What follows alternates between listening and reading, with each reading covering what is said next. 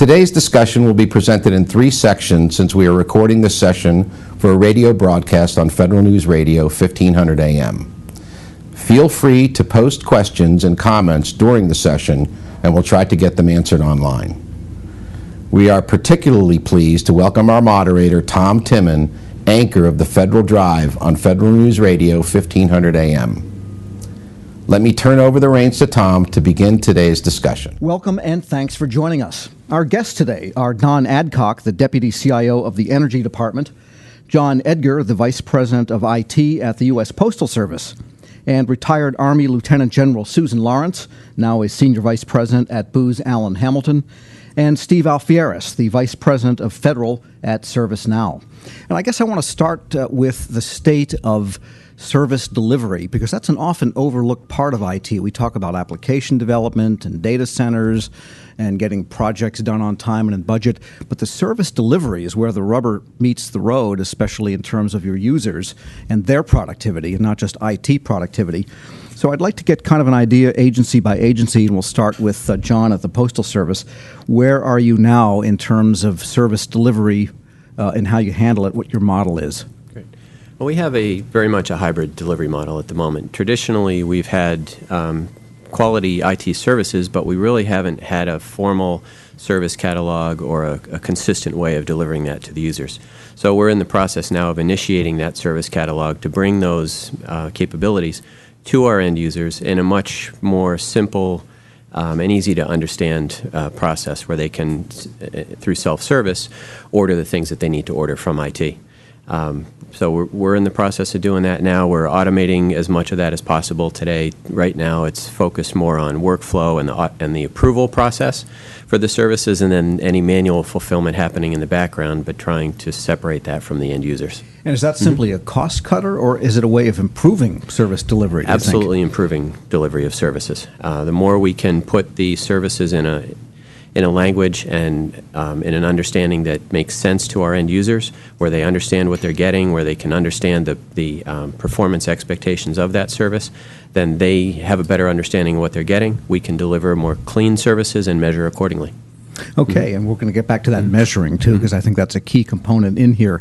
And Don, at the Energy Department, you've got so many components, so many places.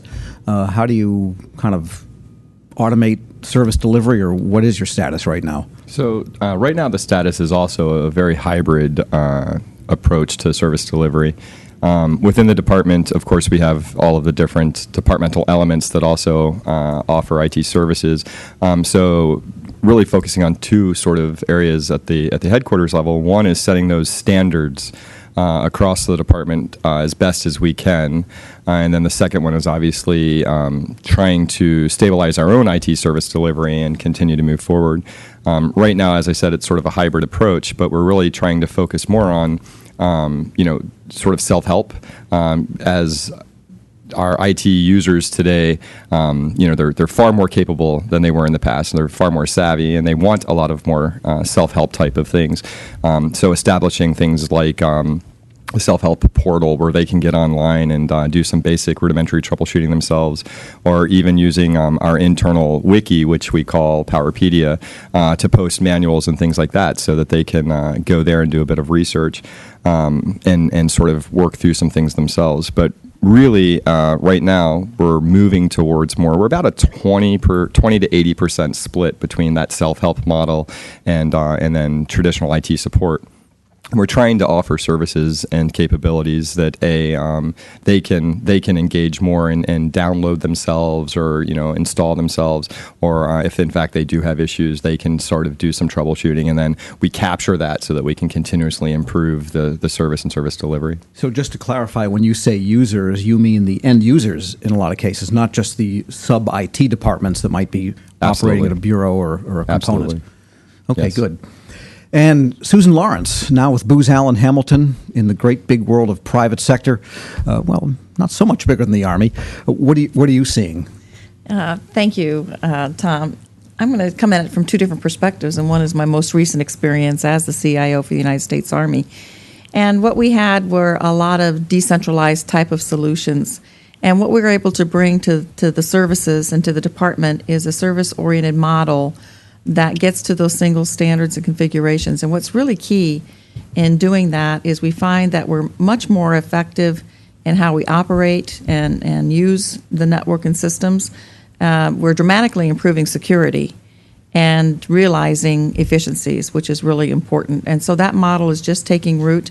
The department is very much sold on it, and we will be seeing a request for proposal come out soon to continue to get these kinds of services. On the Booz Allen side, a little farther along, and as Don said, we're using it as a self-service process in many cases, where the individual themselves can go to a site that we've set up and actually do their own IT services, and that's a savings in and of itself, and we're continuing to do that. The second thing we're doing there is not only looking at IT processes and solutions, but how does this go across other functional areas, such as human resources, and how does it support the people model, the training, and those kinds of things as well. So the IT in that case becomes the mechanism for something other than IT. Absolutely. Okay, good. We're going to explore that some more, too, as we go on today. And Steve Alfieris of ServiceNow, what do you see from your perspective of looking across many federal agencies at their status with respect to the automation of all of this? Well, what we see is really an embracing view of really looking at enterprise service management as kind of an enabler to really include the end users in the IT process. And Don just mentioned a moment ago referencing self-service portals and things of that nature. If you look at the workforce, they go home in the evening and they interface with things like Amazon to do purchases and things of that nature. So they're just so used to that consumerized approach to services. They come to work, whether it be a commercial entity or a government agency, and they don't have that same experience. So it's striving for that same experience. And what you find is there's leaders in the government across all segments of agencies that are looking to really improve the service delivery across the portfolio for IT as well as non-IT areas. So it's really an improvement of service delivery, and I think that that's kind of what's driving, if you will, the enterprise service management framework, and the adoption curve is really been great. Okay, so I want to just delve into the IT services delivery a little bit, and is there one that is the highest payoff first? I mean, there's things like help desk, there's the ordering of hardware, and there's also the ordering of software, and it has to be configured in the right way, and whatever else people would, just from IT standpoint. Don, at Energy, is there one that you think comes first in terms of the most important payoff you can begin with? Sort of thinking of it from my perspective only, I think the most important thing for us to do right now at the department is to really focus on that service catalog and having that almost, if you will, that Amazon approach to shopping and being able to understand the services. More and more across the department, we're trying to broaden the capabilities and offer more services. And because the users and the consumers of our information and capabilities have that ability to walk into a Best Buy or something like that and see technology at its newest, we want to be able to offer that to them as well, and let them sort of sift through the things that they need to bring to bear on either their mission or just email and mobility and things like that. But in doing that, and the reason that I picked that service catalog or the front end of the process is it really helps streamline the rest of the entire process. So as we work through developing a more robust service catalog within our ServiceNow tool, and looking at how we want to deliver and what we want to deliver, and then interacting with the consumer at that point, we're able to then look downstream and see how the rest of that flows, and then tweak the actual service and service delivery and everything else that comes with that. So that means that there are certain common services regardless of what's in the catalog, because I think somebody mentioned earlier approval, and there's also the requisition process, and it has to tie back to the CFO shop, or at least the accounting shop. So that's all common to whatever people are ordering. So how do you work that? So I think that's again why I picked the front end of the service catalog, because as we build out those processes, we're finding one, we don't want to, if you will, repave cow paths. We want to understand the process and streamline that process. And some of the areas where we've seen dividends is in our acquisition process and being able to speed that along. where we offer services, but when we look down, how does that flow through the organization so that we go through procurement well, or that we do even budgeting, and approval processing, that those, what used to be before and over time developed into, well, I know this person, I'll pick up the phone and call them to sort of expedite or something like that. Now our users have the benefit of us thinking through the process end to end, understanding how it works, and then actually mapping that into the tool in the best way possible so that when they go in, it's seamless, it's smooth, and it continues on. And then from that, they get the benefit of being able to, A, select the technologies they need to best perform their mission, and then 2, deliver it hopefully as quickly as possible so that they have it. And John, what about Postal Service? Did you have that back end worked also in terms of the parts that people don't see, which is just getting something downloaded or delivered to them directly? We've actually, through the implementation of our service catalog, we've been trying to separate the two so that we have a business view of the service catalog and a internal IT view of the service catalog. So on the internal side, it's where we would have the detailed technical provisioning of servers and storage and all that, but hide that from our end users. All they see through the service catalog is, I need a computing solution, put in a few set of parameters, and then in an automated way in the background, we'll deliver that to them so they can get their jobs done faster and more efficiently. I think the Amazon example that was used is a really good one. It's our end users, they, as Steve said, they go home, they order online.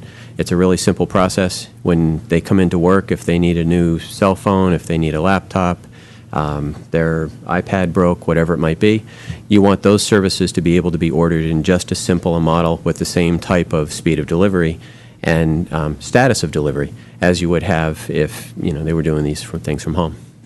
And Susan, what do you see? What are the customers of the clients of Booz Allen? Is that what they're clamoring for? Absolutely. And what we're finding is, different clients are at different levels, and we can move faster with others, as been said before, as we're looking through it. But if you want to go back and baseline, that's the one thing that we're doing, is baselining the service-oriented architecture to those common level of services. That's where you're going to gain your efficiencies and ability to operate easily.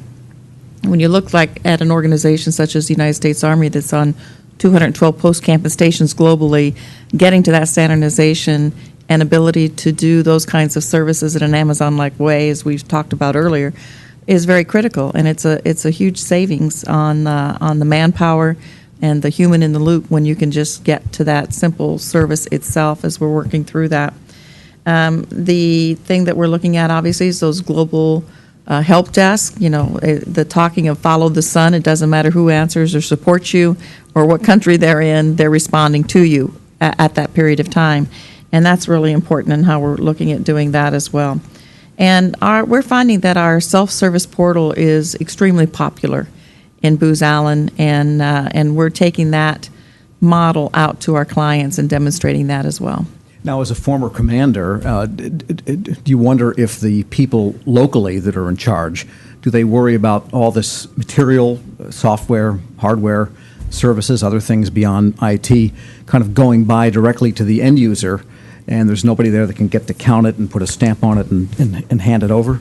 Yeah, we just Is had there that a cultural issue there? Exactly. We had that discussion this morning at another venue, and it's not the technology, it's working through the culture, right? Who has control, because you're opening it up and you're allowing an individual to say, this is what I need, and you go to that as becoming device agnostic.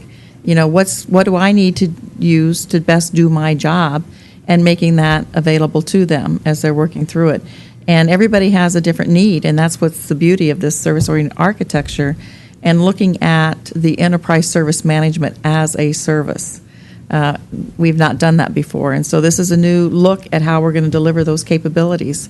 And that's what's going to bring so much to the table for us, is not doing mass buyings that may meet 50% of the user's needs, but making available multiple solutions to meet the user's needs, the client's needs. All right. And Steve, I wanted to ask you, where do you begin? Because what's implied in what we've been saying are links also not just to the federal systems of approval and finance, but also to the suppliers, the trading partners that have to come in and whatever contracting vehicle this stuff is ordered off of.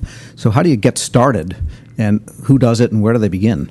That's a great question. So our customers actually are the shepherds of that process based on their priorities. So there's a lot of entry points into strategizing and deploying an enterprise service management framework.